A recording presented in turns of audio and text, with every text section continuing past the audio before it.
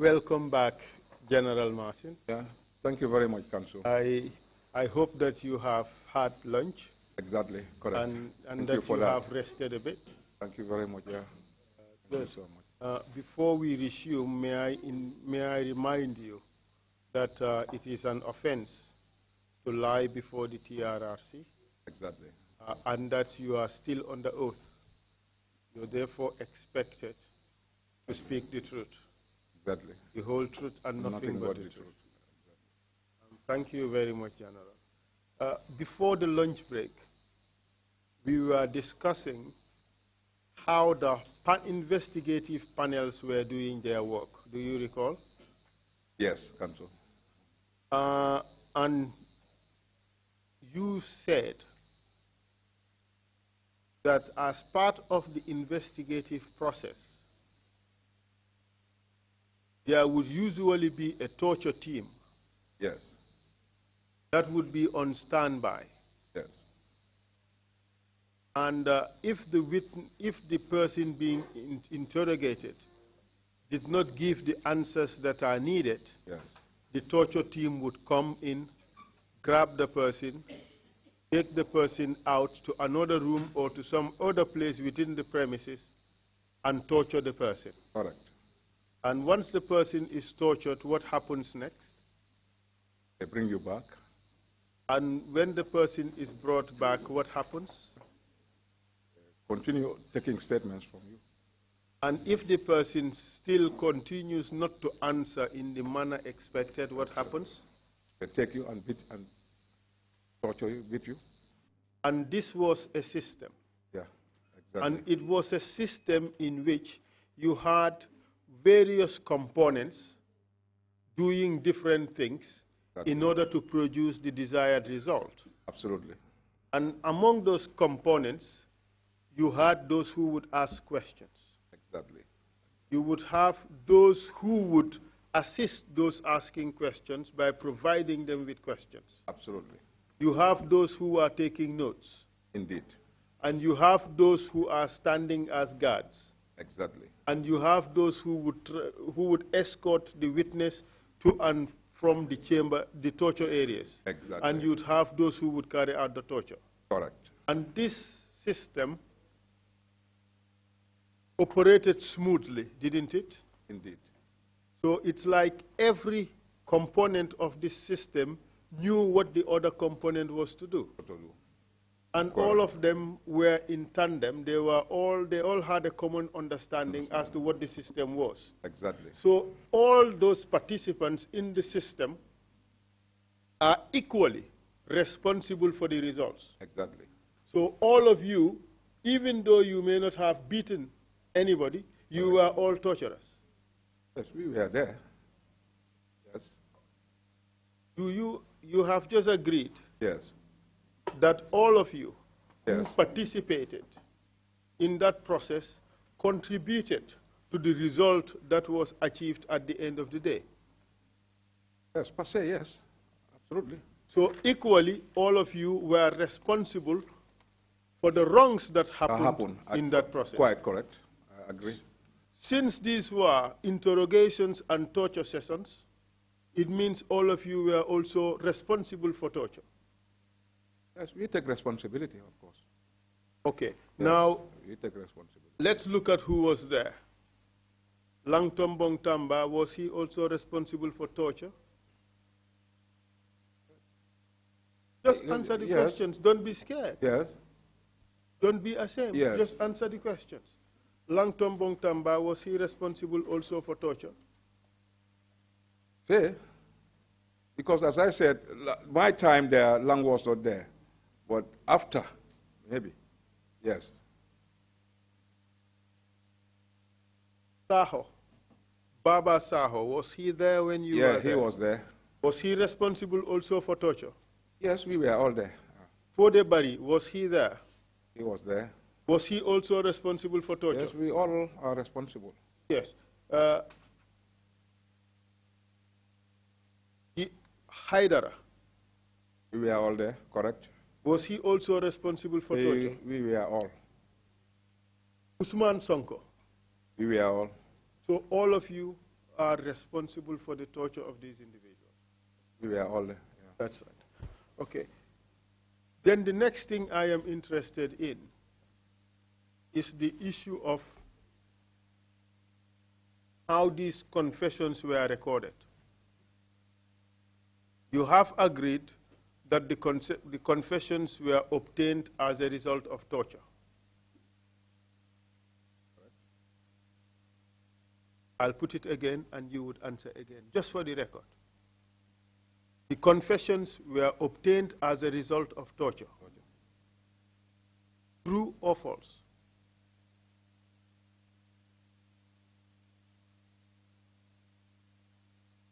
True. Good. I now want to focus on how these confessions were recorded. There were questions, and then they obtained statements. That was all. And you know fully well that if you obtain a confession as a result of torture, that confession is void and cannot be used in court. Do you know that? You don't know that? But if it is that, then that's what has happened. No, the question is, Yeah. Listen to the question. Do you know that it is unlawful? I did not. Hear the question Yes, first. Do you know that it is unlawful to obtain a confession by force, through torture? Do you know that a confession has to be voluntary? It has to be voluntary, of course. But you and your group, the members of the panel, you obtained the confessions by use of force, through torture, correct? Correct. And you know that because you used torture to obtain those confessions could not be used in court. So you had to find ways in order to make those confessions acceptable in court. It might be why the NSS then. Yeah. The NIA. NIA, yeah, exactly. Because these confessions had to be documented. Yes, it's them, yes. It has to be documented, of course. And documented through the use of witness statements. Exactly, exactly. And tell us what you know about what happened with the use of independent witnesses.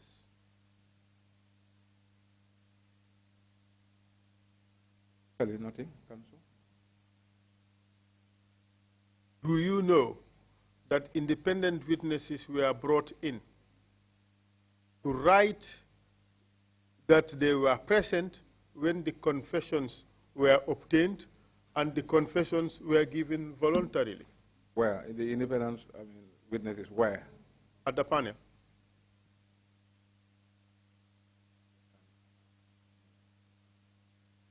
For the independent,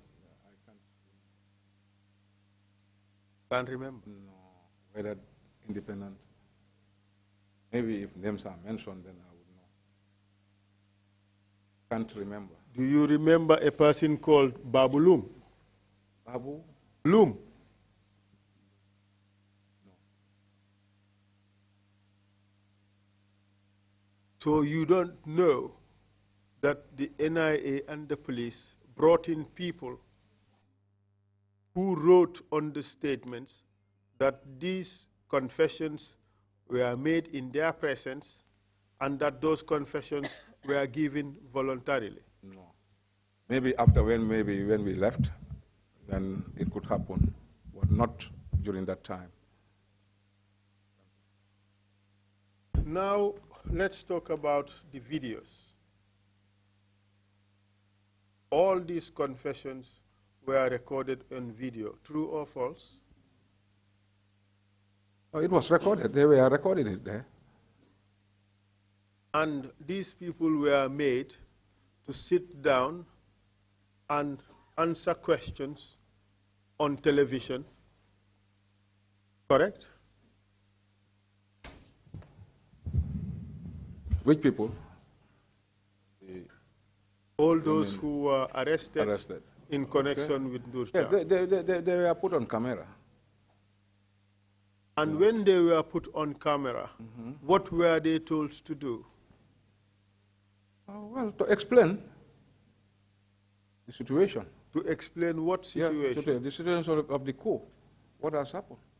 Were they told to explain what happened, or were they told to repeat their confessions on television?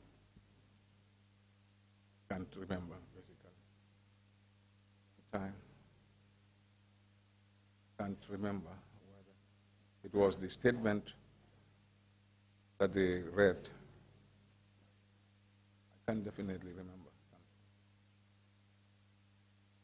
They were put on a camera and they give a statement of the event. Okay. Yes. And what statement were they to give? Was it the truth about what happened, or what the members of the panel wanted them to say? Yeah, what they tell the panel, yes. Or what the panel told them? Yes. Listen carefully. Yes. Listen carefully. I'm what listening. were they to say on camera? Was it the truth or the false account which the members of the panel wanted them to confess to?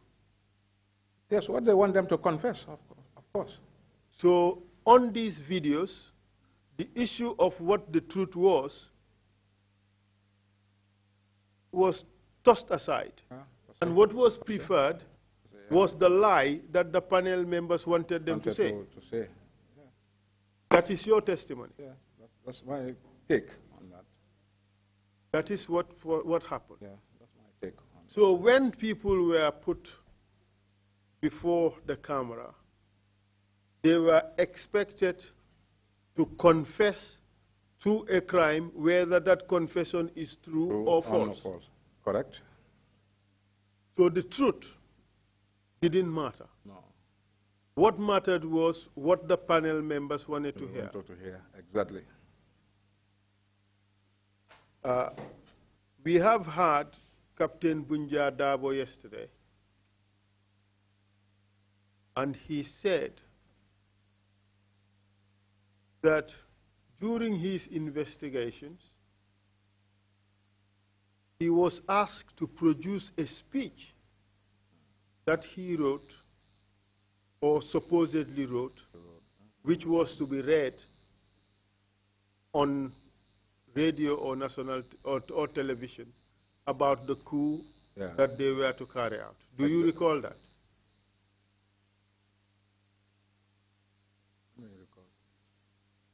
No. Do you recall the soldiers going with him to his office at the Army headquarters in order to search the place to see if they would find the speech he supposedly wrote? I don't.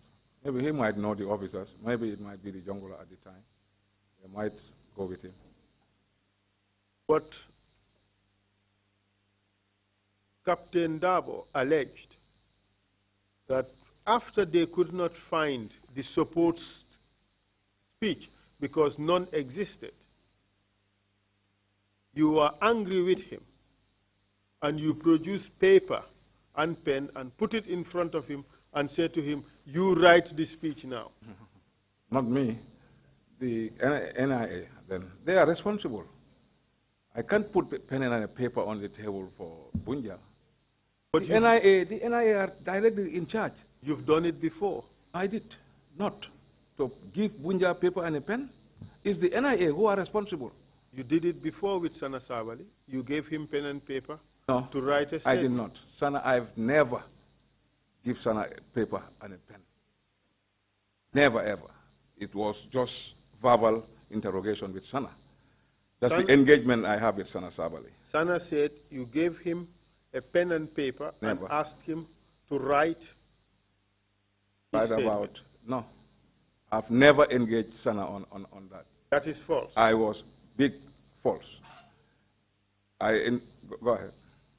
Bunja Dabo also said you gave him pen and paper and asked him to write the speech. No. That did not exist. No, it was the NIA who are in charge. They are the ones responsible. Sana lied, Bunja also lied. Yes. And both of them lied against you. Yes, for that paper? Yes. No.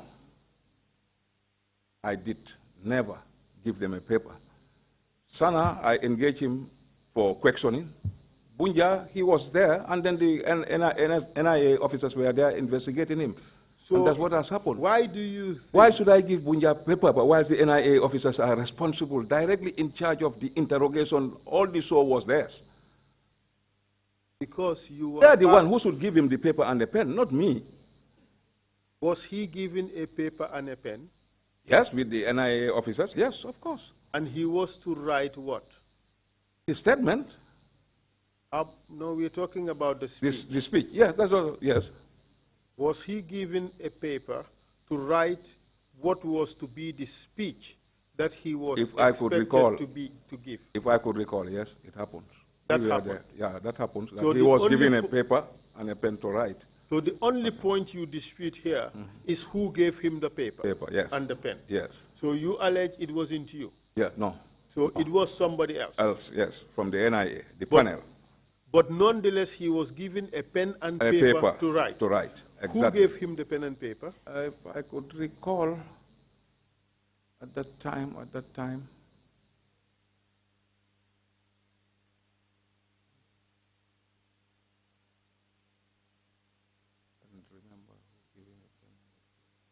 it might be Haidara. Might be Haidara, yes. Might be Martin. Yeah. Yes, you said? Yes. I recall Haidara. Give him the, yes. Okay. Yes, so a paper was given nonetheless to him. For him to write. Yeah. But at that time, all of you knew that this so-called speech was not found. Exactly. Correct. But you required him to write that speech there and then, correct? Correct. And you know, therefore, that by writing that speech, you were creating a forgery.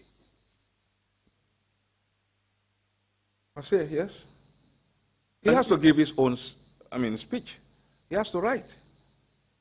But the forgery, let us not speak in cross purposes. Yeah.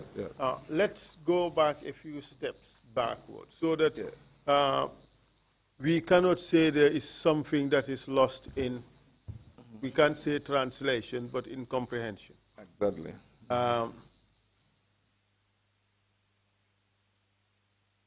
Dabo alleged that during the investigations or the interrogation of one of the witnesses, exactly, Sekan, yes, it was alleged that Dabo wrote a speech of what the coup leaders were to read when the coup took place. You understand? I'm getting you. Yes. The investigation panel wanted to find that speech. You understand? Correct, Counsel. They sent the junglers and Dabo to Dabo's office and ransacked the place in order to find the speech. Correct. Understand? Correct. They did not find anything. Do you recall this thing? Do you recall that? No, that movement I did not recall. What don't you recall? Is it the movement or the fact that the speech was being looked for? No, I didn't even call maybe the speech, about the speech. So. You do not know anything about that? No. At the time, no. What can you recall about this? What element can you recall?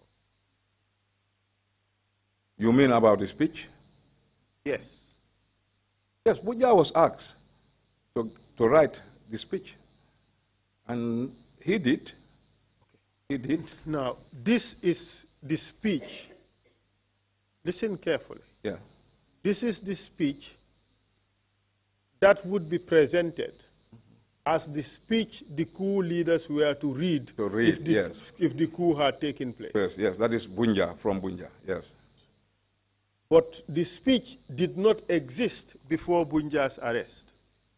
Correct? Correct. So he was at the point of his arrest and interrogation. Yeah. He was being made to write this speech, Yeah. purporting that that speech has existed.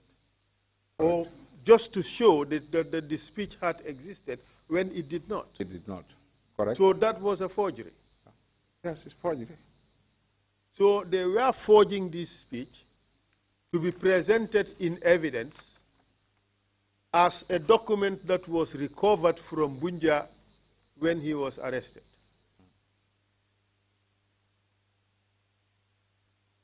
Yes. Isn't that serious? Serious? It is. So all of you did not only participate in blatant violation of rights, that is torturing these arrested persons, but you participated in fabricating evidence to incriminate them. Yes, you can, yes. That's how it happens. That was how the situation was at the time. And do you know what ultimately happened to these guys?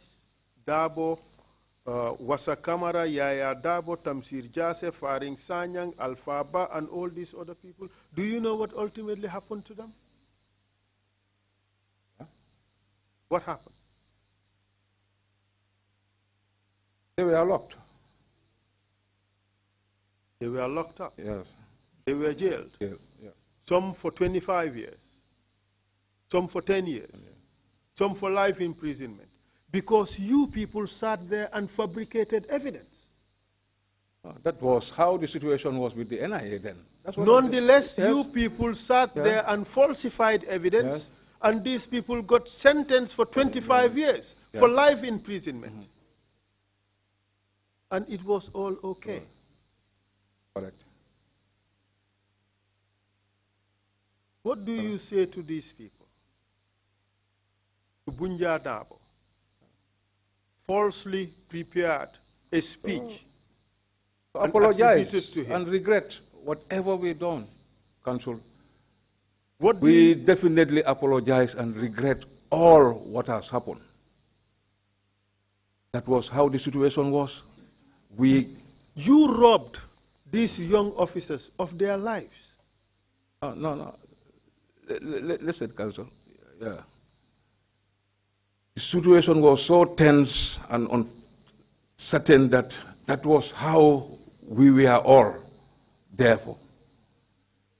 Council, I am here appealing to everybody, both Gambians and both Bunja and whosoever, that we apologize.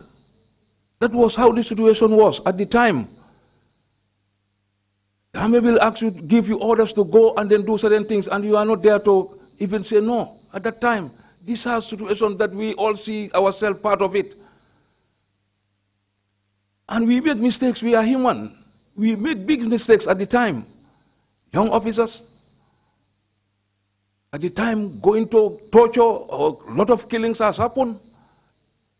A lot of unfortunate things has happened in this country in the past, especially that 4 years. Where coups and counter coups was the order of the day, we see ourselves killing each other. That was the status quo. That was how the situation was at the time, Council. We regretted 100%. We regretted whatever we've done. Up to now, never again. We say never again as what has happened. We make serious mistakes, terrible mistakes at the time, killings, torturing, fabricating, doing all sorts of things. But that was how the situation was at the time with Jammeh. By 2006, you were not a freshman in the army. You were a veteran. You entered the security forces in 1982? 82, absolutely. By 2006, how many years have you served? 24 years, isn't it? Correct. That's a lifetime. Of course. And you are not a junior officer. You are not a junior in the army. You are an officer at this time. 24 years service and an officer, you are no novice in these things. Yes, but the situation is all about the situation that you see yourself, Counsel, at the time. Whether you serve more years or short years, the situation was so tense. That's where we see ourselves. But wasn't it just convenient to just sit there and put other people in trouble? You rob them of their lives and their livelihoods. Not robbing them. These are things that is coups and counter coups. Yes, that bring this subject matter. If you fabricate evidence, yes, hear me out. If you falsify evidence and get somebody sentenced for 25 years, haven't you robbed that person of his life and his livelihood? Of course. Haven't you robbed his family of their breadwinner? Agreed. Very well, Counsel. But you knew that was wrong. Yes. You went along with it. No, yes, but it was coup that they were accused of, and one has to be investigated. But you knew that it was just an accusation, and the accusation was a lie. At the time, yes, that was how things were unfolding, Counsel. You have to find out. You have to interrogate. You must find out. If it was me, they will do the same thing. That's how the situation was. Mistrust. You don't, I mean, listen to people killing each other, especially when they say coups. You start to think of yourself whether you will not be named. They will not say SFR, and in the next minute you are there. Well, or they will not say another name, and the next minute. That's how the situation was. If anything like coup happens, everybody will start thinking of yourself at the time. But isn't it true also that all of you were drunk with power? You had too much power in your hands. You could do anything. Not we having power. We are giving directives. We are giving orders. Alhaji Martin, you had a lot of power in your hands. I don't have power. I don't have power. I don't have power. You had power at that time. I don't have power, Counsel. I don't have Counsel. I was just an officer. You were more powerful. Generals were there, colonels are there, orders are there. You were more powerful than those colonels. No, sir. Yes, sir. No. I was not, it's not per se I have powers. I was just there Martin, doing duties. Martin. Yeah. Speak the truth. No, that's what I'm telling you. We know what your de jure power was. We know you were a lieutenant. Yes. But it is quite clear that you were much more powerful than the other lieutenants. Yes, but per se, everybody is powerful, Esa. We were all there walking. Answer the question and answer it. I was there. I was powerful. Yes. You were more powerful than other lieutenants. Other lieutenants were more powerful than me. Musa Jame was powerful than me. Almamo was more powerful than me. Almamo was not living in 2006. Yes, but Musa Jame was there. And then Almamo died when? Yeah. Yes. When was Almamo killed? Almamo, after 11 November, I believe. In 2000? 2000, yeah. Exactly. Yes, yes. So we're talking about 2000. So yeah. Musa Jame was so powerful than me. But Musa Jame was more powerful than some generals, wasn't he? Very well, very well. But you equally were as powerful as those generals. Per se, yes, I agree. Exactly, but you were a lieutenant. Yes. Exactly, so you people were exerting so much power. You guys were drunk with power. You could do anything. You could literally walk on water. Might, yes. At the time, you yes. Agree? Yes. That's how the situation was at the time. Exactly. I agree.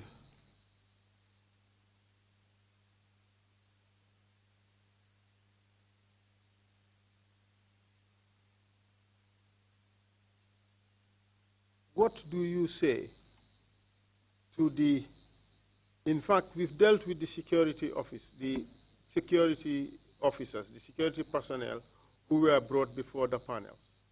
Now let's talk about the civilians who were brought before the panel. I've never seen any civilian during the panel. Civilian? Yes.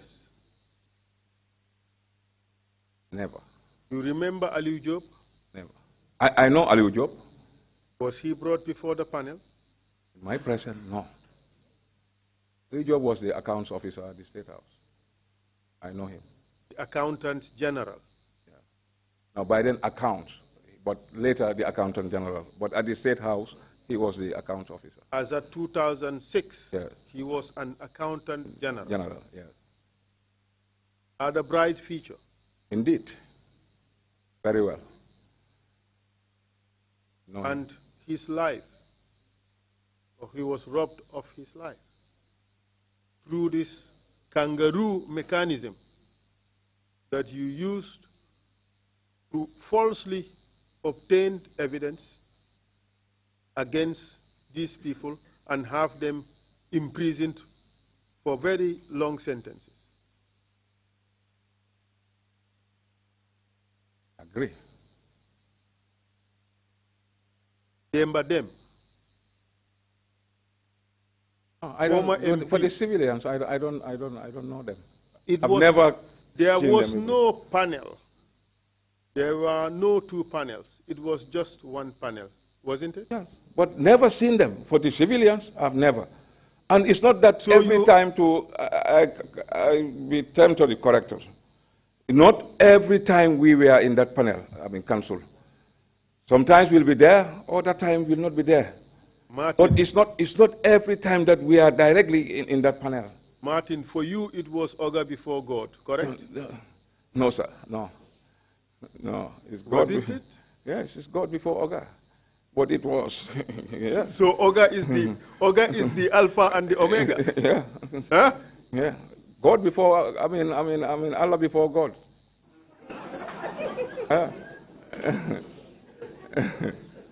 Yes. Yes. Oga before God. So it was tough at the time.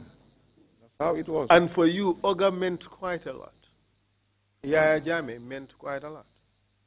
At the time, that's how it was. That's how the situation was at the time. So, how many panels did they create for the Ndur Cham investigation? One panel. And that one panel investigated everything, correct? Maybe later they might have other panels also, but I do know that there is only one panel that was directly. And this panel investigated both the civilians and the military. As I said, I don't see the civilians. No. So you were only there for the military. when military were brought, officers, correct. But you were not correct. there when civilians were brought. No. Well, I put it to you that the military guys who were there always claim to have been there with civilians. But no, I didn't. But your eye would only see the military. Military. We were concerned with the military at the time. But they came in with the civilians. I can't remember seeing the civilians, really. Your eye would only see the military. We were with the military officers at the time. One panel, correct? Yes. One investigating hall, correct? Correct. All detainees are brought there, correct? Correct. And you only saw. Yeah. Yes. Who did you see? The military officers. Only the military. Yeah, military officers were coming, and those were the ones that we were dealing with. But that is strange. No, it will be strange. Maybe it will be after the military, then you have the civilians. But we didn't do anything with the civilians at the time. Unja Dabo testified. But maybe that's this testimony. But and he said he was there with a lady called Mariam Denton. I didn't even know Mariam Denton at the time, or even see Mariam Denton. We were directly with the military officers, council, not the civilians. We were directly dealing with the military officers. We have also received testimony that Ramzia Diab was brought there at the same time. Maybe. I didn't see Ramzia. They can say at the time, no. We were directly in charge of the soldiers, the military, yes. But what is baffling is that this was one panel. But it's not like you bring all civilians, all soldiers together. They were bringing them up one after the other, especially the military, but not the civilians. What is even more baffling is that you would only see the military when they are brought, but you don't see the civilians who are also brought. Yeah, maybe they will, the NIA officers can So your eyes to would just select at the time. The military and would go close when it's civilian. No, at the time, yes, it was directly the military that the panel was directly, dealing with at the time. No civilian was brought before the panel. In my presence there, no, I didn't see. It might be, but in my presence, no. Demba Dem named you as somebody who was there when he was brought and interrogated. He might say that, but I was not present. For the civilians, no. Demba Dem was a member of parliament. That's what I'm saying. So he was civilian. That's what I'm saying. Why would he name you? Why? He knows. Maybe he knows. But the NIA officers were there dealing with the civilians. I am telling you, Council. Let me read out what Demba Dem said in his statement. Mm-hmm. And I will read out from paragraph 10 of his statement. When we arrived, we were taken upstairs to the NIA conference room. There we met a panel of investigators waiting to interrogate us. Among them, I recognized Fode Bari, Baba Saho, Momodu Haidara, Alaji Martin, Sajin, Lamin Cham, Boto Keta, Langtombong Tamba, Musa Jame, Tumbul Tamba, Usman Sonko, Mfali Jabang, and Abdullah Kujabi. He might say that. No, he said that. Yeah, he said that, but I can't remember me being there on their investigation for her. So you think? Yeah. Okay, let me ask you. Especially the civilians. That's why I want to clear it. Just hear me out. Yeah. Was Fode Bari ever present with the panels? Fode was there. How about Baba Saho? Yes, Baba was there in the panel. How about Haidara? Haidara was there. How about Alaji Martin? I was there. How about Lamin Cham? Cham was there. How about Boto Keita? Boto, maybe, I don't know, give him names. How about Langtombong Tamba? As I said, Langtombong, I've never seen Langtombong with me at that point. No. How about Musa Jame? Musa Jame. How about Tumbul Tamba? Tumbul Tamba was with the junglers. Was he present there? During the investigations? Yes, he was there. How about Usman Sonko? Yes, he was there. How about Fali Jabang? He was there. How about Abdullah Kujabi? Yes. So all these people were there. Yes. So if this man, how could this man have known that all these people were there? The civilians, as I said, the yes. Civilians. We were there this man, with the investigation of the soldiers. We were directly dealing counsel with the soldiers. They might come. I'm not saying it's not true or so. They might come, but I was not there with the civilians. That's what I'm trying to tell you. So the Quran is here. So the only lie Demba Dem said was that Alaji Martin was there. I was not there. That's what I'm saying. During the investigation of the civilians, no. But all the soldiers who were investigated, we were there, present. And so. You want us to believe that? You want us to believe that Demba Dem just suddenly decided to lie? He can just say that the panel. No, he can say the panel. He can say the panel was there. But as I said, I didn't remember receiving the civilians there at the time. Okay, listen to what he said. Let's listen further to what he said. But apart from yourself, would all these other people he named, would they ordinarily be present during this Maybe, because sometimes they might be there, sometimes someone can be absent. All those things could happen. Listen to the question. Yes. Would they normally be present? Normally, yes. And you, would you normally be present? Yes, I do present, but sometimes I do not, because I'll be engaged at the State House. So you were only absent when Dembadem came? No, as I said, the civilians, not Dembadem alone, the civilians. I say, we are directly dealing with the military, not the civilians, Council. All right, let's hear what else Dembadem have to say. All right?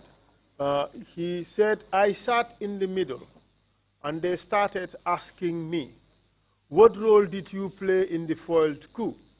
I responded to them that I didn't know anything about the coup. Besides, I just came back from the provinces attending a workshop in Jara Jinoi Farming Center. Lankinte would be happy to hear that.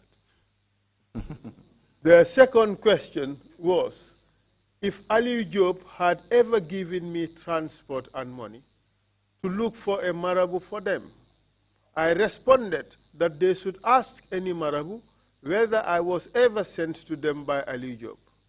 I also told them that I had once borrowed a double pickup, meaning double cabin pickup from Ali Job, to go to the provinces to perform the Tobaski prayers. That was in the early part of the month of March in 2006. When I said that, listen, Alhaji Martin just jumped up and slapped me. Then Fodebari intervened and told him to stop the beating. Otherwise, he would ruin the investigations. Alhaji Martin replied that I should talk before he killed me. What do you say to that? No, wrong. Not true. So it is only wrong when Alhaji Martin is mentioned. No. I'm saying true when I'm mentioned, but this occasion is not true. So I'm telling you, only the military. We were directly responsible of the military, but not the civilians, Council. So Dembadem fabricated this story against you? Yes, I was not. More so to slap her? No. I was directly dealing with the military, not the civilians. You know, the interesting thing is, what Dembadem described is very similar to what Bunja Dabo described. Both of them involved you. This is how you operate. This is your modus operandi. No, at the time, no. You will just suddenly jump up and take them by surprise and slap them from behind. No, Dembadem, no. And no. Bunja Dabo? Bunja Dabo, no. So you deny both? Yes, Bunja Dabo, I didn't slap him. Dembadem too, you didn't slap? No, Dembadem, even the civilians. No, we didn't even see the civilians, me. You would only slap the military and not the civilians? No, we are directly dealing with the military at the time. No, the question is, you would only slap the military and not the civilians? No, Council. No, you don't slap anybody? Anybody. You just beat them? Yeah.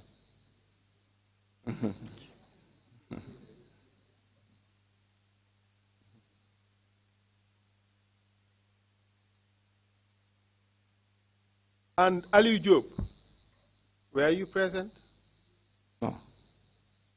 I said all the civilians. No. We were directly dealing with the military at the time. But the time of the civilians, no, Council, I was not. Who is we?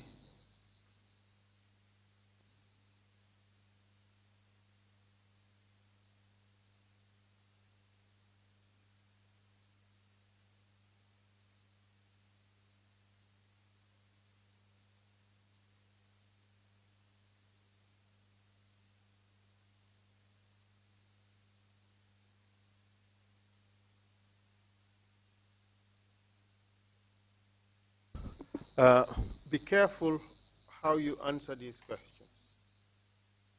Like I said, honesty, truthfulness is key. It's absolutely important. Indeed, Were you present when the videos were recorded for GRTS to be aired? GRTS, the confessions.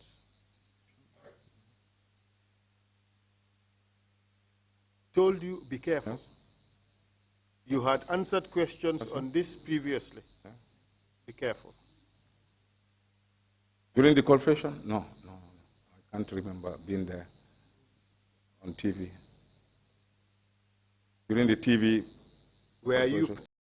No, I was not there. When the cameras were brought and the suspects were the statements of the video of the suspects were video recorded, were you present? Yes, video recorded, yes. I was there. And can you describe the setup, how it happened? People are same setup, people were sitting down, and then normal setup, council. It's not so normal to us because we don't know what you're talking about. Yes. Explain it to us so we understand how the setup everybody was seated, and then cameras were... Okay, let's assume that the table of the commissioners is where the interrogators or investigators sat. Yes. Okay? Yes. So this is the rest of the room. Yes. Can you give us an indication where the suspect would be seated? They were sitting in front of the panel and on the sides too. Was it all of them or one at a time? I could remember. I could recall. It was one at a time coming up. I could remember. And this is the space in the middle. Yeah, that's what I'm saying. So let's say this is where the interrogators or interviewers would sit. Can you show us for the rest of the hall? They were all here. It was just opposite, and they were sitting in front of the panelists. One at a time? At a time, they were, yeah. Okay? And it all happened in sequence. One person finishes and goes, another person comes. Exactly. All right? And where would the camera be positioned? It was well positioned where they can get their act properly. The camera, was it recording the members of the panel or was it just focused on the person being interviewed? Focusing on the person being interviewed, of course. And members of the panel sat through that process, correct? Yeah, they were there. They sat through the process. Yes. And during this time, all those who are confessing were brought, they'll make their confession, they go, and somebody else is brought. Sure. We have the GRTS video recording of these confessions. Mm-hmm. One thing that emerges is that there was no sequencing. You have military, you have civilian coming on the video. How could that happen if you were not present?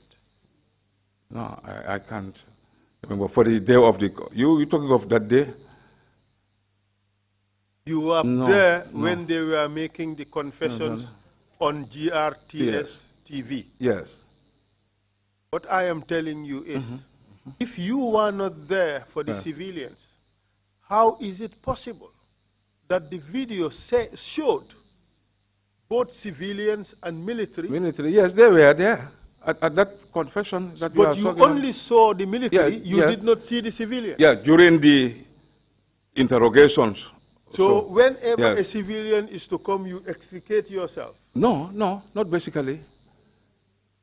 But how? We were directly in charge of the military at the time, council. But the video does not show a separation. But at that time, seeing the civilians coming, no, I can't remember. It may happen, but I can't remember, council. It might happen. You're coming gradually? Yes, yes, it might happen. how is it possible that you have this video that was produced by GRTS? It was aired live. Yaya Jammeh was watching. They brought in military. You were there, you watched, correct? We are there. They brought civilian, but you don't see it. No, during the confession that you are saying, yes. Bring in civilians during the movement, that's what I'm saying, that I was not privy to them at the time. We were directly So you saw the civilians only during the confession? Confession, yeah. But during the interrogation, yeah, you did not see them? Exactly. Oh, that's so convenient, Mr. Mann. Yeah, no, I'm telling you. But that's how it was. We were directly dealing with the officers, the soldiers, Council. For real. I'm telling you the truth. So you want the commission to believe that you are there only for the torturing and interrogation of the military? At the time, yes. But you were not there during the torturing and the interrogation of the civilians? No, I can't remember that. But you were there when the civilians confessed? Yes. These were not compartmentalized so neatly that you can choose to see this one and not that one? No, for real, I'm telling you, for the civilians, no. But for the military... But you know that the civilians confessed? Confessed, indeed. And they were tortured, weren't they? Yes. They were tortured, weren't they? Yes. The civilians? Yes. Tell the truth. You said? The civilians, were they tortured? I didn't see them torturing civilians. Were they tortured? No, not to my knowledge. I can't remember seeing them being tortured in my presence. No, Council. Mr. Martin, the thing is... I'm just telling you, I was not there at the time they were tortured. I was not present. I was not there. I can't remember, Council. Well, this person suggested that you beat him. Them by them. That's what I'm saying. It doesn't happen. I didn't beat them by them. I did not. I'm telling you the truth. Sorry, excuse me.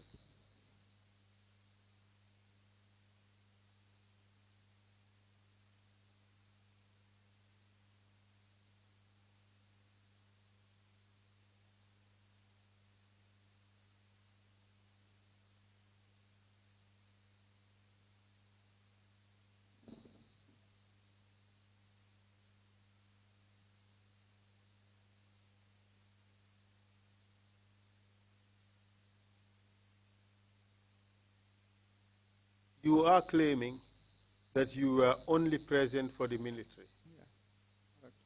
Yeah. You worked with a team, correct? From State House. Musa Jammeh, yourself, and who else? Mama Mane was there. Don't be confused. No, yeah, Musa Jammeh at the State House, yes. It was you and Musa Jammeh from State House. Yeah. So the two of you participated in the events together. Absolutely.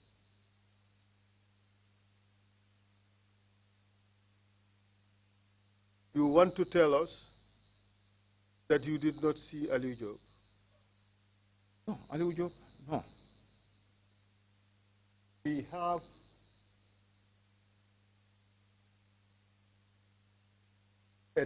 a record of the testimony of Ali Job during his trial at the High Court. And he is explaining his ordeal as at the time he was questioned. And he said as follows: on arrival at the NIA, he continued, he was received by Musa Jammeh, who escorted him to the panel. This is the person you work with, isn't it? Yeah. But you said earlier that your team were there only for the military. I said me, Council. I said, I didn't see the civilians. Musa Jame can see Ali Job. And that's how it was. General, with all due respect, you said we were there only for the military. Only? For the military. Those were your words. We were there only for the military. But there is Musa Jame receiving Ali Job, who was maybe at that time Musa was there. But I can't remember seeing Ali Job. I'm telling you the truth. Were you given daily plans, daily work plans? For that area? No.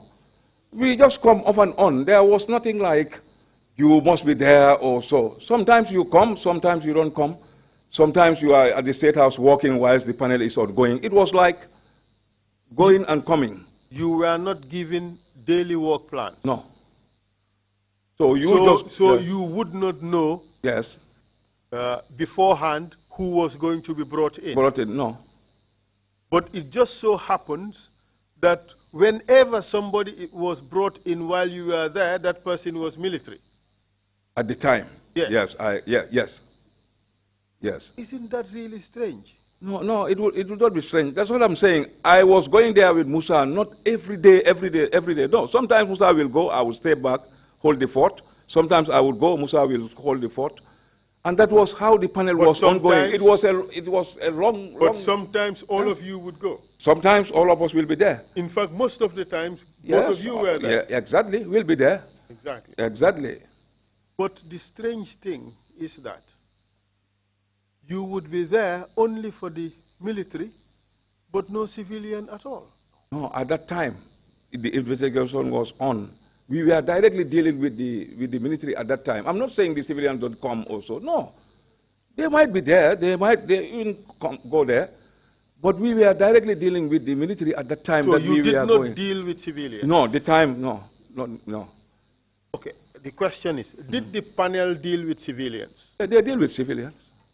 Only that you were never there when they dealt with civilians? Yeah, I can't remember me being there. If I'm there, I will tell you, I'm there. Do you know how many civilians were charged? No, I don't know. That was all with the NIA. We are the ones doing all those. Do you know Mr. Jase? Jase? Tamsir Jase?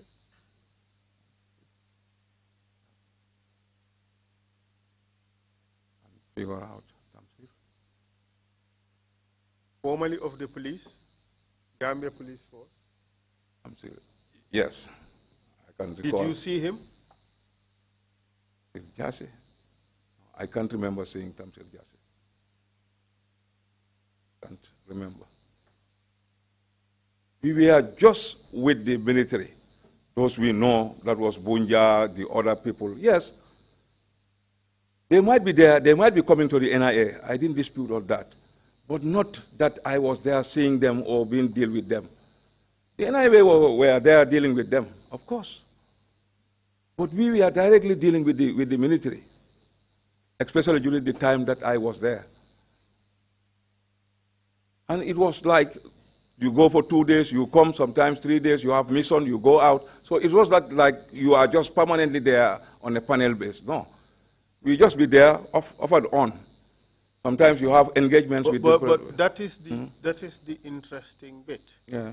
You are there going and coming, you don't know who is coming. Yeah. But it just so happens that every time you went there, it was military. Military. Exactly. And no civilians. Exactly. But military and civilians were coming in and out. Going in and out. Without any plan or any design pattern. It depends. And you always miss the civilians. Yes, I could tell you. If I meet them, I would tell you I meet them. Why should I say no? Do you play no? Russian roulette? No. Come again, sir? Do you play Russian roulette? No, Council. You must be very good at it. You always miss the bullet. But and this is the difficulty in understanding your testimony. The civilians who are there claim not only that you were there, they also showed how you participated. And what is also more interesting is the fact that they have named most of the people you were there with. And the only person, the only person you say was not there was yourself. I can't remember. That's what I'm saying. It's not that every time we were there when the civilians are there. I can attest to that, Council. Okay, Dembadem. Let's go back to Dembadem. Did he lie? Did he lie when he said that Fodebari was there? I would not know. He said that. Maybe he's correct. He might be right. He might was be right. Fodebari a member of the panel? Fodebari was a member. So if Dembadem said that amongst the members of the panel he appeared before, Fodebari was one of them, would it be a lie? I'm not saying that, unless and until Fode will say whether he was there or not. From what you know, yes. you worked with the panel. Yes. Would it be a lie if Dembadem said when he went there, Fodebari was there? I'm not saying she's lying. She might be correct, of course. But it is more likely to be true than false, isn't it? Yes, she might be true, yes. How about Baba Saho? Was he a member of the panel? Baba Saho was a member. He was there. How about Haidara? Haidara too was a member of the panel. They were all members. And all those people he named were members of the panel. Yes, that's correct. So what is the likelihood that what he said is false? No, I'm just telling you that we were then dealing with the military council, not the civilians. The civilians later, maybe they might be coming, but not during the time that we were there, or I was there seeing them.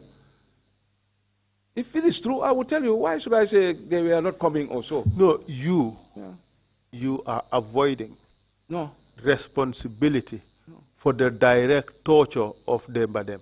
No, I didn't have any direct torture with Dembadem, to be candid. If I have direct torture with Dembadem, I would come and tell you that it's true. I said the tortures that I've done is true, and I've confessed it here. I said it. But I've never seen even Dembadem or neither even torturing Dembadem. Okay, hold a second. Yeah.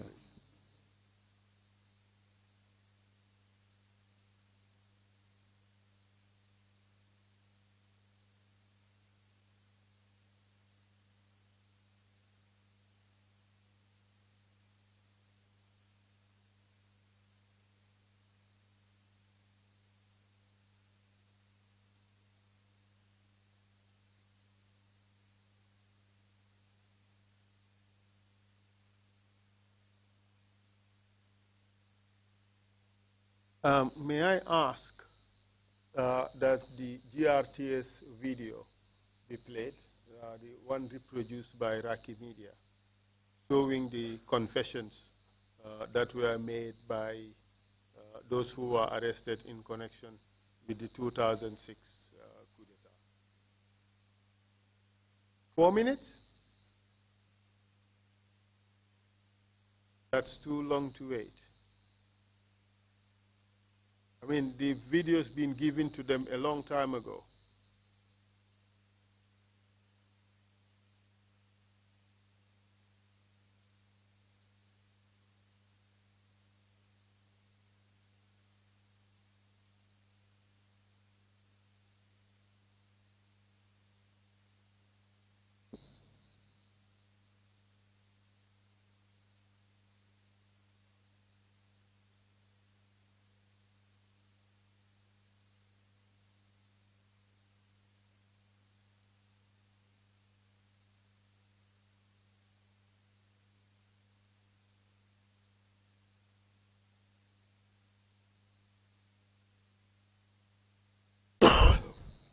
Any feedback?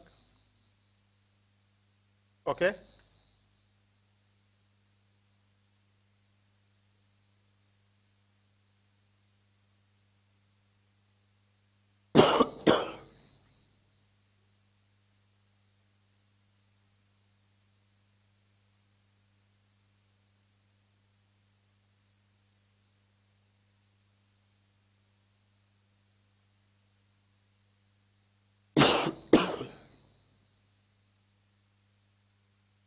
Mr. Chair, I understand that the internet is slow. The video is not downloading. Perhaps maybe what I can do is to play it from our laptop, show it to the commissioners, and then present it to the witness and ask him to comment on my question. Would that be an acceptable way to proceed? So we save time. Is it a viable alternative? Yes, all the at viewers, least we would find a way of doing it. We would show the video to the commissioners. It's very short. It's just the sequencing of those who were interrogated and were confessing on TV. So there is no definite order. It is, you have police, civilian, and military. So our position, therefore, is that if he was present, he could not have missed the civilian in the group. Fine, let's proceed as you suggest. Thank you very much, Mr. Chair. Could you show the video to the commissioners, starting from? Yes, yes. You just scroll.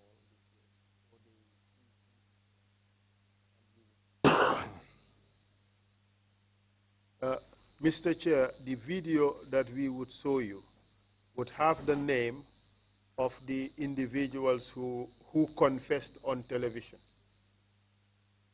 And you would see in the video that you would have first you would have Tamsir Jase, who was in the police force, and then you would have Mr. Aliou Diop, who was Accountant General and a civilian, and then you have Bunja Dabo, who was a soldier.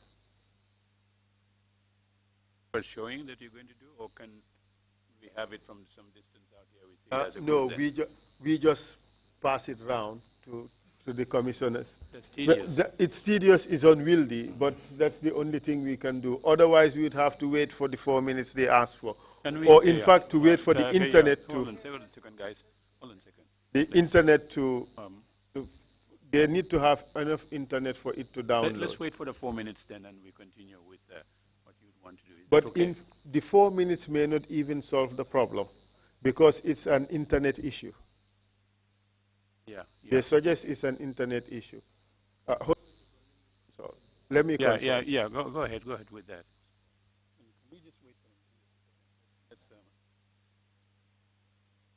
for Mr. Chair, they still haven't, in fact, downloaded the video because of the slowness of the internet. So perhaps maybe I should just leave the point and move on. Yeah, can we just do that, please? Yes. Move on. Thank you. So we move on. But Mr. Martin, I just want to tell you that those who confessed on television did not they appeared on a random order. There was no separation between civilian and military. And you were present when the video was shot. So you therefore must have seen the civilians there. Yes, at the time. So the only point you dispute now is that you did not see any civilian torture. During the investigations. You did not see any civilian torture? No. Okay, the question I would put to you now is, you may not have seen it, but do you know whether in fact civilians were tortured during that investigation? That's what I'm saying. If I know, I will tell you, Counsel. At that time, no, I didn't okay. know that they are tortured. All right. There were other allegations that were made against you with regards to also the falsification of evidence against the civilians. Against? The civilians. The confessions that they were that they were obliged or forced to make. You also denied participating in that. No, with the civilians, never, Counsel. I've never. If I do, I will tell you that, yes. But for the civilians, never, Counsel. Never happens, Council. Maybe the NIA officers can able to say something about that. They can. They can tell you they are here, and I know they will come and testify. The problem with that is the civilians have named you as having been there and having participated. And not only that, having tortured them too. That's what I'm saying. It's not true. And then the NIA officers will come and testify here to confirm that it's not true. We were dealing with the soldiers alone, as I said.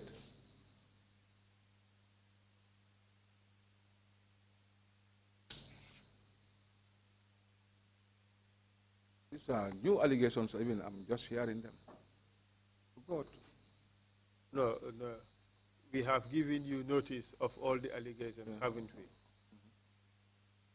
And the notice of the issue of falsification of evidence was also provided to you. So you are aware of that. So let's recap. You agreed that you tortured Sana Sabali. Yes. You agreed that you participated or presided over the torture of Sadibu Haidara. You agreed that you participated in and presided over the torture of RSM Sanyang. Yes, Sanyang, yes. But for Sabali on 2 occasions that I can press on, only 2 occasions, not the other, yes. You agreed participating in a kangaroo panel that was aimed at obtaining confessions from suspects by force, yes. Correct? Yes, correct. You participated in a panel that tortured suspects and extracted confessions from them, correct? Correct. You participated in the falsification of evidence that incriminated suspects who were brought before the panel. Correct. Those are the violations which you accepted. Correct. That brings me to the end of this questioning, and I hand over the witness to you, the Commissioner. Thank you. Thank you very much, Emma Council, for that, and thank you, Mr. Martin, for your testimony. Thank you. Before I ask the commissioners if they have any questions to ask, the listing that Council has just gone through, I think I had about 5 or 6 individuals who had been tortured by you, and that you confessed them to, and also the confessions that you made earlier on today. Yes, about that. The slapping of people around, yes, they don't, you're questioning somebody, yes, and you generalize that, which I don't agree with that generalization of what happens in this country, that if you're questioning your own children, if teachers are questioning students, military, security people are questioning individuals, you don't get the answer, either the answer that you want or any answer at all, you just go around and slap them. Notwithstanding all that, how do you feel, having risen through the ranks to be a brigadier general in the armed forces of the Gambia? Yeah, thank you very much for that question, Commissioner. I think with all what has happened, Commissioner, I've already said it, it was the situation at the time. The situation was so terrible in this country during 1994 era. Coups and counter-coups were the order of the day. That's the time this country started seeing deaths.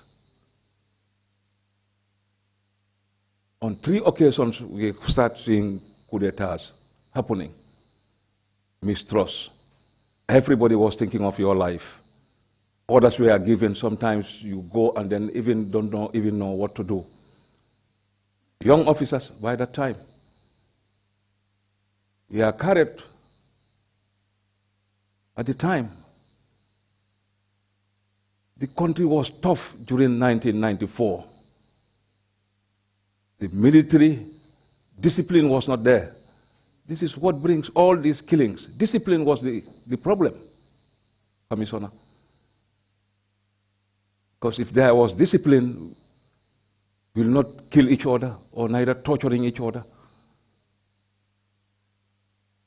But the situation at that time, discipline was lacked.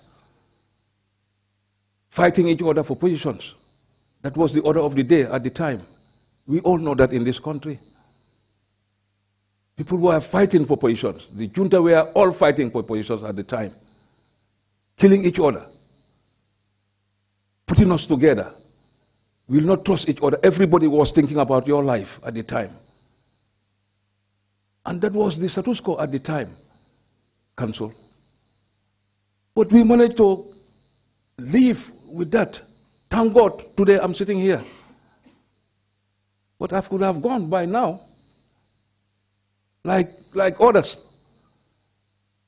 Because coups and counter coups, when they come and meet you, more so a bodyguard, you are already gone. But we survived it. We tried with the blessing of the Almighty Allah. And that's how we keep going. And through that we start to proceed, try to do our capacity, building training, having access of going on overseas training to pursue our courses, work hard at the time for this country, up to where I am today. As Brigadier General, we pursued a lot of courses outside overseas training. I did that in Gamal Abdul Nasser in Cairo, just of recent in 2006, 2016 and 17. We were 25 generals in Egypt. And I was given the overall. 25 generals from Africa, just of recent. The records are there. But we try to pursue and then change the attitude, the mindset. The mindset of the army was the problem at the time. Commissioner, things were tough. That's why we managed to go through all these difficulties that we don't want it to happen. Never again. Never we want to see coups or, tortures or whatever. That's what brings us today where we are today. But as I said, at that time, Commissioner, it was so terrible. The situation by that time, coups and counter coups, everybody in uniform throughout your life, for 4 years, 5 years in uniform, that was very, very terrible at the time, how the country was going on.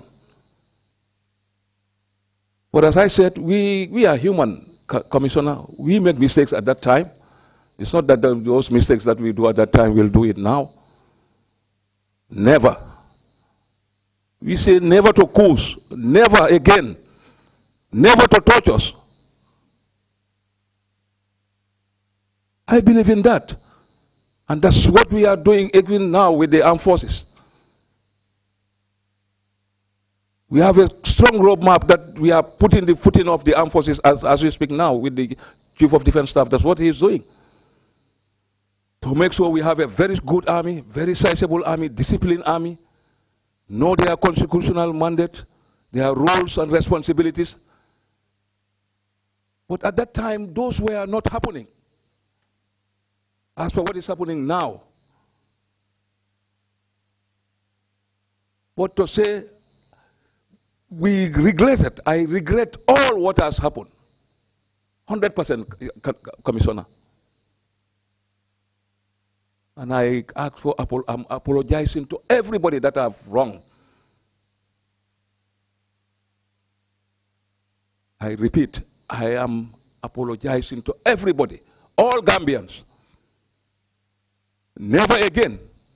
I make mistakes, I did wrongs. I'm human. But at that time, that was how the situation was at the time. Most of us see ourselves in that, situation at the time. We don't want to. We'll not do that today. But by then, as young officers, corporals, sergeants also, coups and counter coups were coming on your head every time. It was just terrible, Commissioner. But tell the Gambian people that we regret all what has happened. We did wrongs, terrible wrongs. Killing our own people, torturing our own people. That was the status quo, Commissioner, at the time. Yes, exactly. I agree with you. But I am here to say, I am to apologize to all Gambians and everybody, both here and in the diaspora, that never again, it happens, never again to coup. All barrels of the guns, let them silence everything. We see what is happening now. Things are going far.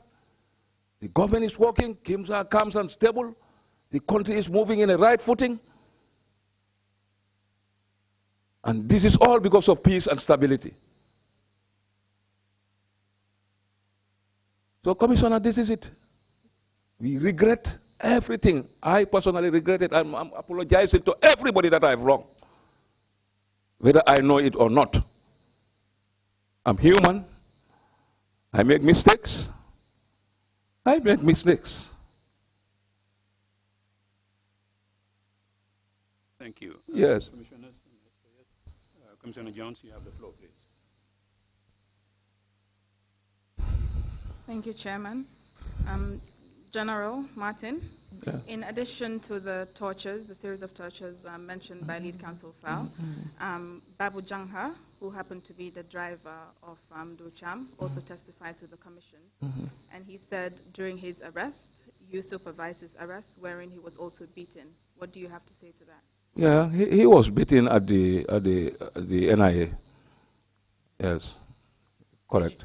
Did you supervise that beating? Yes. Thank you. Yeah. You've said several times that you regret your actions. At what point in time did you start regretting your actions? Almost since after the coup, after the last coup.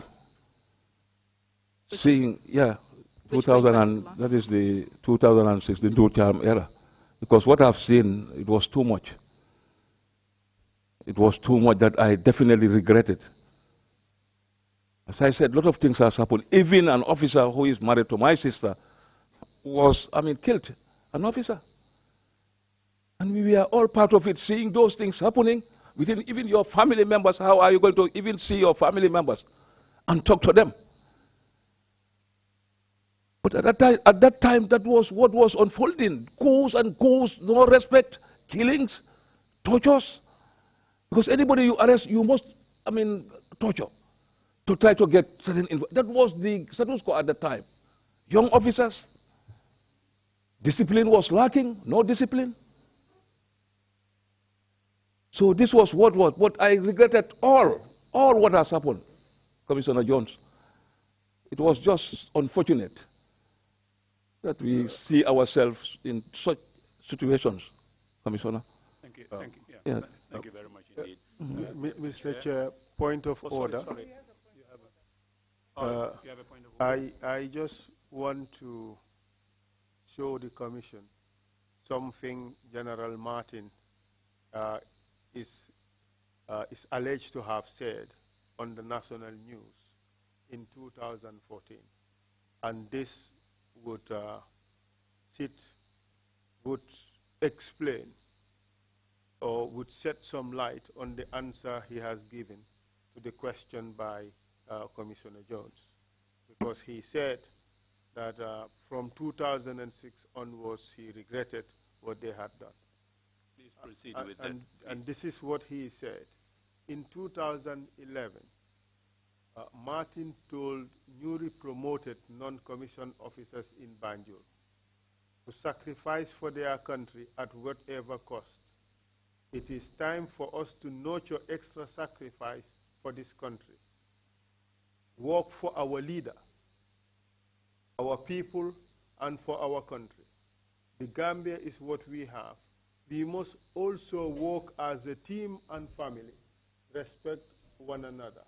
Let us sacrifice and prepare to die for our Commander-in-Chief. I leave it at that. Thank you for that information. And you have more questions? No, hold on. You didn't finish. Go ahead, please. Thank you, Late Council Fowl. My final question to you, General Martin. You've repeated several times that the situation at the time was really tense. We've also had other witnesses who've come here and testified that they had to resign.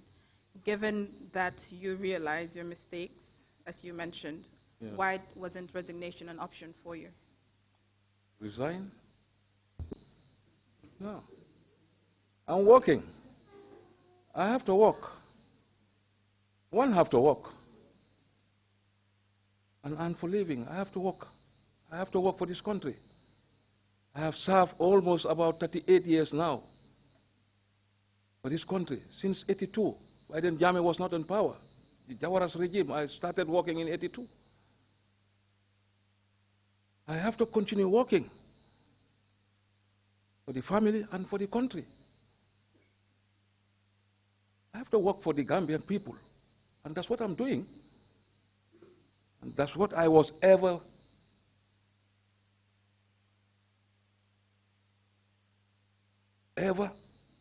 do. Work hard for this country. Both Jawara's regime, Yahya Jammeh's regime, Barrow's regime, I continue to work hard. And I can give you a lot of things that has unfolded. Just hard work. That's what is important now, to work for your country, die for your country. It's the people that you serve. It's the people that you are here to defend. We have to live and die for the people of the Gambia.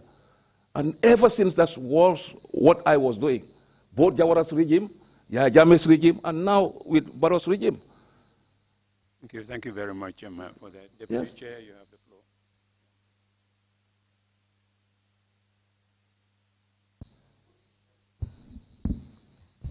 Thank you, Mr. Chair. Thank you, witness. In 1994, you said you were still a young officer. But in 2006, you were already a mature officer. You were already 42 years. So you cannot use your youthfulness to argue that you were young and that is why you made mistakes. In 2006, you were already 42 years. So the answer that you just gave to Commissioner Jones was that you had to keep on working. So to save your position and to save your own skin, you were ready to sacrifice the lives of your other colleagues by joining in, I don't know how to call it, in fabrications that made sure that your colleagues and innocent civilians were sentenced to prison for 25 years or more. How does that sit on your conscience today? Commissioner, that was not basically the issue. It was about coups and counter-coups that brought in all this situation. And I repeat it again. It was coups and counter-coups that people were asked questions. Fine, I was an officer at that time, second lieutenant also. But coups and counter-coups was the order of the day that people have been accused of coup. This was how the situation was unfolding. People were accused of coup d'etat. Go and investigate. This was how the situation was, Commissioner. We have to go and then try to find out, do the investigations with the NIA. This is only what has happened. It was just because of the coup d'etat. But other than that, we could have not even touched anybody. But when somebody is accused of coup d'etat, even myself, if I'm accused, they will do the same thing. But it was unfortunate. It was totally unfortunate that such situation happened, Commissioner, at the time. This is what has happened. We see ourselves in it. We see ourselves part of it. Thank you. Thank you. We have Commissioner Carr, followed by Commissioner Kinte, followed by Commissioner Jallo.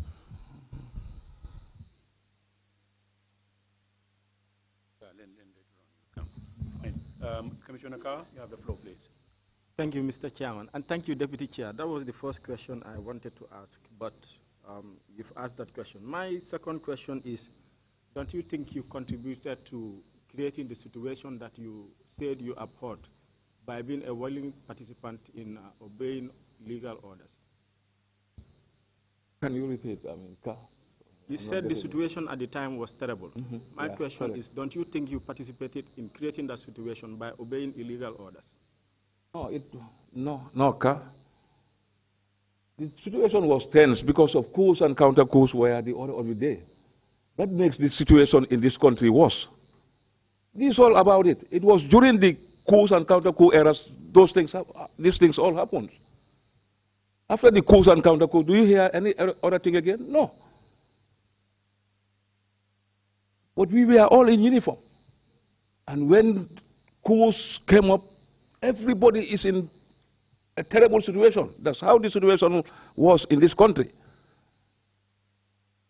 You cannot know even where you will be even mentioned. If they say a coup, everybody is thinking of who is going to be mentioned.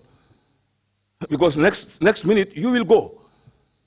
You thank God if you are not even mentioned. Because that was how it was. Mistrust, we didn't respect one another. Discipline was not there. Of course, without discipline, coups and counter-coups will all fall. And that's all where we all see ourselves. Myself, others, and others in the army.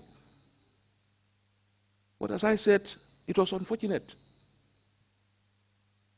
That's the terrible mistakes we've done for this country at the time. And we regret all those what has happened during the time. We really regretted it. Okay, that brings me to my second question, which is that since you said you've regretted what you have done, did you try to meet your victims before, to apologize to them before coming to the commission? Yes, no. For now, it's only Sanyang that we met during the Ramadan, and I asked forgiveness to him at the headquarters. Okay, I did that. But others to whomever I can see or I can meet, I'm here to ask for forgiveness for everybody that I've wronged, whether I've known it or not.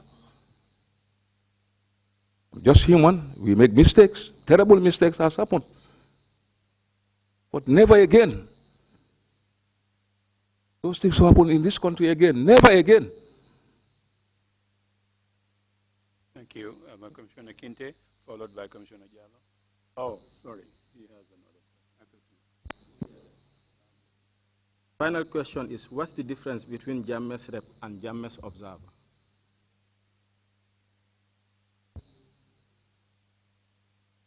Well, as you can say anyhow you can see it. Just reps. You go and then be there to see what is happening. Yes, you can. Yeah. Thank you, Chairman. Commissioner Kinte. Martin. Kinte. Commissioner, yes, sir. That Mr. General Martin. Sorry. Yes, sir. No, Commissioner Kinte. I remember Asa asked whether you had daily work schedules when you know what is ahead tomorrow or next tomorrow or whatever. You said you had never had one. No. But funnily, you told us that anytime the military were there, you were there. Anytime civilians... Most of the time, Huh? You said all the time. Yeah. And you said all the time when they, except one moment during the video recording, that when civilians were there, you were never there. Did you always have prior information that today is your priority because it's military, or today is your lax period because it's civilian? Basically, Kinte, the link was there. It's not about military comes and go, but that was how things were unfolding there at that time. But the link is there, of course, with the State House and the NIA office at the time. So they tell you it's not necessary for you people to come from State House because today is civilians. No, basically no, not. Or yes, it depends. You can go and meet them, you can go and then you don't meet them. It was how they were dealing the sessions. But the sessions, they were dealing it with the military force. So I do know that we were directly dealing with the military at the time. And when you finish with that, you just get up and go? Yes. All the time? Yes. But and you will what happened after, it was the NIA then. Yeah. And who will be there to continue their investigation, sir. Yeah, okay. Yes. My second point is, you were just asked here that someone found that what was happening was wrong and had to take some decision. In your own conviction, what was happening in those days? Were they right? Well, basically, the atrocities, the tortures. No, absolutely, never again. No, I mean, never again from here. I mean before. Were they right? Absolutely, that's what I'm saying. Never again. Wrong. Absolutely wrong. They were wrong. Wrong. And absolutely. You knew even at that time that they were wrong. Yes. Was it that you did not have choice? That was the situation. It was the situation at the time. No, but someone resigned because he knew what we were doing was wrong. He made a good timing and said, after my 6 years, I'm leaving. And he left. And that's a much younger soldier, earning less, less exposed or whatever. Excuse me. Why didn't you have the choice to leave? Because it is not only when you serve in the army that you are serving Gambians. You can serve Gambians in a number of portfolios. We did. Why didn't you have the choice to take another type of job for the Gambia than staying in a service that you obviously know that you are terrorizing Gambians and so on? Yes, that's what I'm saying. It was during the coup that such situation happens. It never happened since November 11. It started. As I said, that's where we start seeing killings. And it started unfolding, going. So what can we do? And we all see ourselves part of it. You also said... that's what has happened, Commissioner. Yes, you said you regretted, you started regretting from Nur Cham's coup, 2006. Yes. And 8 years later, in 2014, what was read, the lead counsel read? 2011. 2011. You said you should be prepared to die for your leader. Today, in your remark just a few moments ago, you said we should be prepared to die for our country. Of course. Which is which? Dying for the country or dying for the leader? The leader is the country. No. He is the head of state. No, but he cannot be equated with the country. No, what I'm trying to tell you is, you die for the if you said you die for the leader, you die for the country. It's implicit that when you die for the leader, you are even that leader who will engage you in wrongdoings that you already know. If you die for that leader, you are dying for your country. Yes, you can die for your leader. You can die for your country. Okay. It's both, vice versa. You can die for both. Of course. Thank you very much, Commissioner Jallo.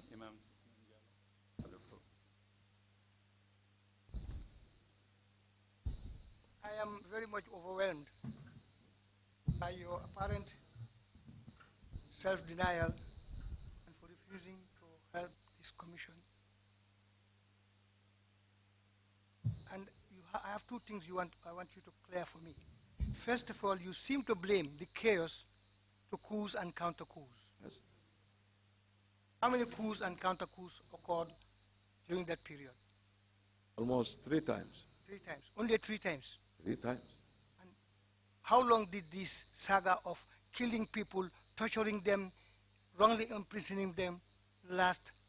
Yes, that's also within those periods. How many years?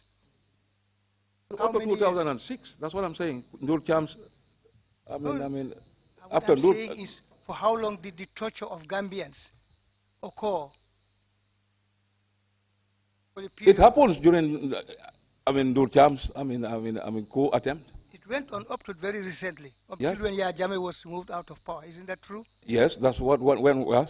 And that was a period of over 22 years. Yes. Isn't that a long time for people to enjoy and for you to sit here today and tell us you are very sorry, you feel that these things will never happen again? How can you assure us as a commission that this will never happen again? It will never. We're even working on it. How can you assure us this will never happen again? That's the question. Torture? No, torture. We are now in a new democratic dispensation. We're working on the government, so we are working hard to make sure it doesn't happen. Never again.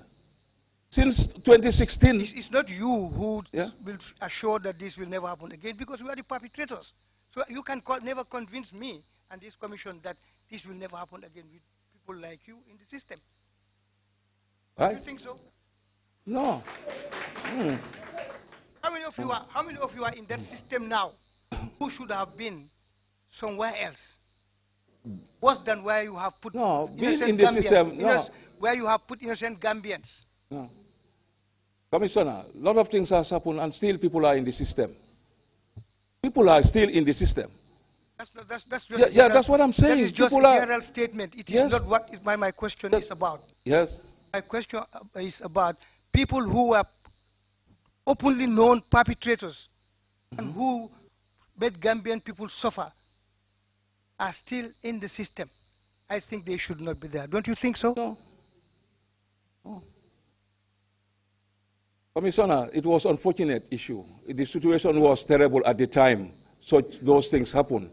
It's not now that one can able to do that now. We will not do it. We were very young officers at the time.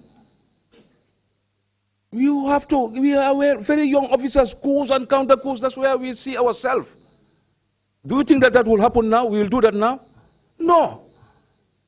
That's what I'm trying to explain to you. It was coups and counter coups bring. It's very likely it will happen if people like you are still in the system. What? Fine. Thank you very much indeed for that exchange. Commissioner C, you have the floor. ALAGIE Martin, one thing surprised me in the whole testimony. When you said that you were not aware that the move by the soldiers was a coup d'etat, and you had said that you heard that they had overtaken the Fajara barracks when you were leaving Banjul, and you knew what you left in Banjul while you were on your way to the bridge,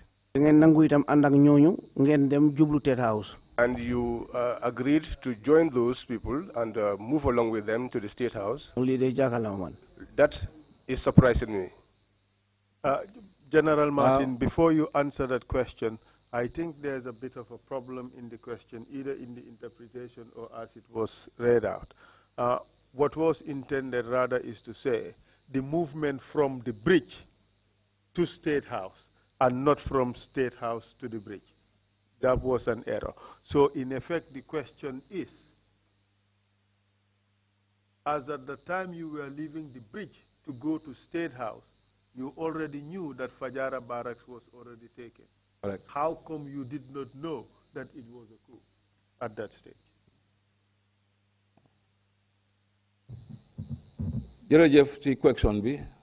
Thank you for the question. Wow. While we were at the bridge, Banjul, up to the time we left for Banjul, that was when we realized that Sana Sabali Fajara barracks. That Sana Sabali had taken over the Fajara barracks with his people.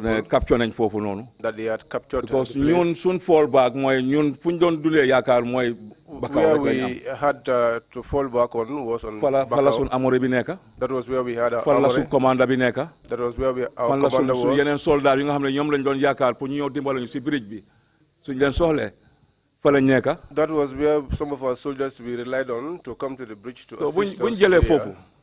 So when they took over the place, ñu xamné jeex na. We knew that was the end of it. There was no other place to rely on. They had more weapons than we had. They had more troops. Which was why we couldn't AK-47 fight with them at the bridge. We had only AK-47s. in the weapons you raise, you have army BS. They had big weapons, new weapons that just came out in the army. Limo house bridge. So that was what happened at the bridge. Sana Jelna Fajara barracks. It was when we were going, when we heard that Sana had taken over. Then you continue them towards Banjul. So we continued going towards Banjul. Towards the that was what happened. Why dama yaakaar ne ñi ñaktu mom yaakaar na duñu am gannaay de. Dana daga fogoon ne ñoom dañoy dem rek pour ñaktu rek. Waaw. Waaye ñi ñaktu yaakaar na duñu am façon gannaay yooyu. Ñaktu soldat. Gannaay rek. Waaw imam soldat lu dem ñaxtu ni muy dem ñoom dañ ñëw ak gannaay pour ñaxtu. A soldier does not just move empty-handed. They go along with their weapons. Dañ jël weapon toj armory bi yundum. They broke through the armory and they ñun ñu ngi Fajara barracks ñun sun soldat ñun gendarmerie lañ. We were the Fajara barracks and ñun ñoo doon def liggéey dëkk bi yëpp ci Gambia bi fii.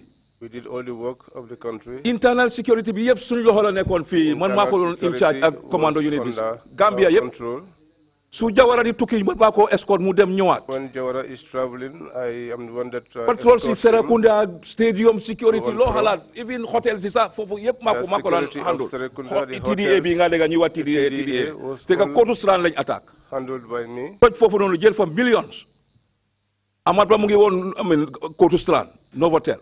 Kotu Strand was attacked here and si leen ñëw appel si ñun. Stolen. te léegi naa leen dimbale ak soldats yi commando yëpp ñu door noonu lañ dooree di gàtt. Hotel yëpp fii ci Gambia was made to us. waxtu boobu commandos assist in guarding the patrol ci Serekunda nit ñi dañoo nelaw bay xandoor. And which was why we started patrolling and people had the peace. bu dee bëccëg ñooy def liggéey bi fii ci dëkk bi. Day and night we did all the work in the country. mooy woon commando unit bu maa wax ni. And that was the Saa Dawda ñëw na moo leen. that I'm talking about. ñëw passing out bi Bakaw. gis nu ñoo traîné ñun bu ñu jeexalee ñoom gars yi mu décorate leen. And he decorated the officers. jógee si loolu. After that. commando yi ñooy def lu nekk si dëkk bi fii. waxtu boobu mooy lu paramilitaire di def léegi. waxtu boobu loolu mooy woon ñun suñu liggéey. ba 1994. And that went up to 1994. si lañ doog a dégg problème bi. When we began to have jógee si army bi coming from the army. man ñu jël ma jël commando unity pour dem jëli Jawara si airport bi escort ko ba Banjul on the 24th. Commandos to escort Jawara from the airport. loolu yëpp def naa ko fi. 24th before 22nd maa jëlee Jawara at the airport ñu disarm gars yi ba pare ñu yóbbu ko ba Banjul. I took the president Jawara from the gis ne egg na State House. We disarmed all the soldiers at the then airport. ñun ñu ñibbi. Took him to Banjul. si suba si tam rek ñu déggaat ne toj nañ Amori. And then returned to our homes. But in the morning we problème ñëw na yëpp yundum that the soldiers ñun ñu ngi gendarmerie ñu ngi Bakaw nga xam ne amuñ benn problème discipline ñun dañ def law dañ xam loi. we are the gendarmerie we are in Bakaw and dañoo dem am station si fii si dëkk bi gendarmerie station si ay Kairaba avenue police yëpp ñu mu ngi fa woon si time gendarmerie waaye yëpp mu ngi jógee rek waxtu boobu noonu yundum. And everything was all right. There was discipline. When tojee Amori bi rek problème am na. All the problems started in Yundum. naka lañ tojee Amori bi. When the Amori was naka la caabi yombe. How did they break? bañ mun a jël arms yooyu toj foofu noonu jël arms ñëw geten Gambia lii moo xew. Get all the arms. ñu ñëw gis si suñ boppa. This is what brought all the problems from Gambia. waaw lii moo xam pour dem nañ si bridge bi pour stop leen waaye mënuñoo am gànnaay yu ñoom amee ñoo moo tax gars yi mun a romba. But we did not have the weapons to. waaw ñu ñëw gis nag suñ boppa si biir lii. So we found ourselves in the situation. waaye lii moo xew. And so this is. ba pare mu ñëw nag coups and counter coups mooy woon affaire bi si dëkk bi fii ñëpp am nañ ko. Counter coups. mu nekk nag a big problem. Everybody knows it. discipline laak. A problem. lu nekk laak mistrust laak. ku nekk a ngi xalaat sa bakkan. reyante yaa ngi bari. lii moo xew ku nekk nag gisi sa boppa. Looking out for himself. yii soo demee nga dem ñu jox la order sax nga dem pour def lii defuloo ko soo ñëwee yow dañ laa rey da ngaa dem. loolu mooy woon lu doon xew si dëkk bi at the time. That was what was happening in the country at the time. su doon keneen la man tamit ñu allège ma ne man si laa bokkal nit ki dafa ñëw téye ma dóor ma def ma di same thing. waaye noonu la ko yàlla bindee woon situation bi noonu la mënoon waxtu boobu.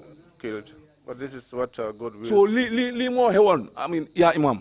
So this is what happened. waaw. Thank you very, thank you very much. Do you want a question? Go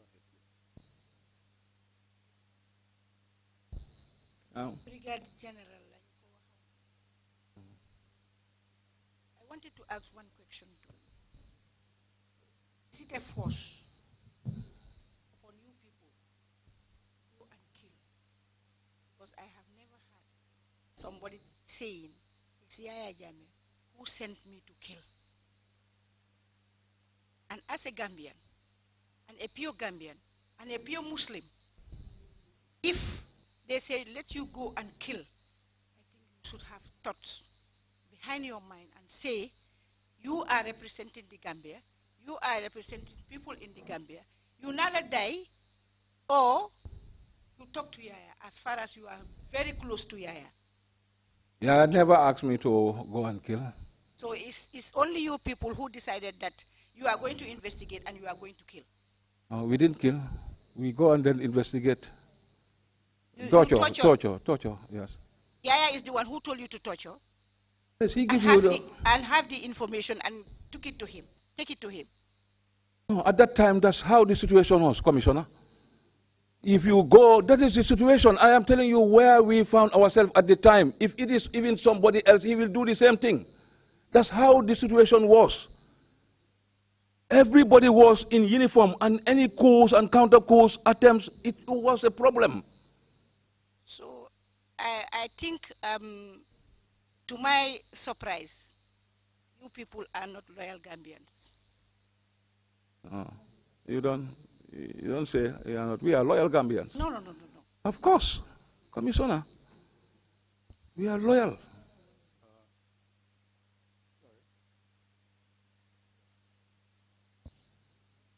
Mr. Martin, it's nice to hear all that you have said. But who do you actually blame for this situation? We blame ourselves. We blame Yaya Jammeh. Oh, you sure it's Yaya Jammeh? Yes. I mean... Fine. Thank you very much indeed. And we'll give you just, if you don't mind, because of the time involved, a few minutes to make my closing remarks. But one thing you want to leave you with, coups and counter-coups don't give anybody license to rain terror and atrocities on your own people. Exactly. For those coups and counter-coups, 3 of them you said, for a very short period, the tortures, atrocities, and other things went on for almost 22 years. Yes. Anyway, yes. You have a few minutes only to make your concluding remarks. Thank you. Yes. So once again, I thank you, Commissioner, for giving me the opportunity to give remarks. As I said, I apologize to everybody. Anybody that I have wronged, I am here to apologize for our mistakes. It was unfortunate. We have to forgive. We are human beings. When this situation happens, it was just terrible at the time that we all see ourselves in it today, sitting here. Commissioner, I'm here to apologize to all Gambians. To tell them that never again such things will happen in this country. We make mistakes. But that was how the situation was at the time that we make these terrible mistakes. But we are human. We don't make those mistakes now. We will never do those mistakes now because we've seen the light. The army, we've changed the mindset of the army. Since 2016 up to now, the mindset of the personnel of the army has changed. We have a very strong roadmap for the Gambia Armed Forces with the President's Chief of Defense Staff on capacity building, rule of law, know their constitutional mandate, and then work hard for their people, defend the territorial integrity of this country. And this is all what is part of these reforms now at the moment. We are in the phases of reforms, and the army will be reformed. But as I said, it was unfortunate. We made terrible mistakes. We regret it. I personally regret what I've done. I'm here to apologize to everybody that I've wronged. Sana, I'm apologizing. Babukar Sanyang, anybody. Anybody that I've wronged, I'm here to apologize to you. Forgiveness. Because we are just human. And the never again is here to stay. So once again, Commissioner, I'm here once again finally to thank the Commission for your findings. Yes, it's normal to find out the truth of what has happened. And we'll be here to continue helping of getting the truth for the Commission. Thank you very much. So once again, I thank you so much for having me today, Commissioner. Thank you very much indeed for coming to testify. We will break up now and meet again on Monday at 10 o'clock. Council, we have witnesses prepared for the Monday session. I would imagine that we would, and I hope next week would be as interesting or even more interesting than this one. Thank you. Yeah. Thank you all very much. Have a nice weekend. Meeting is adjourned.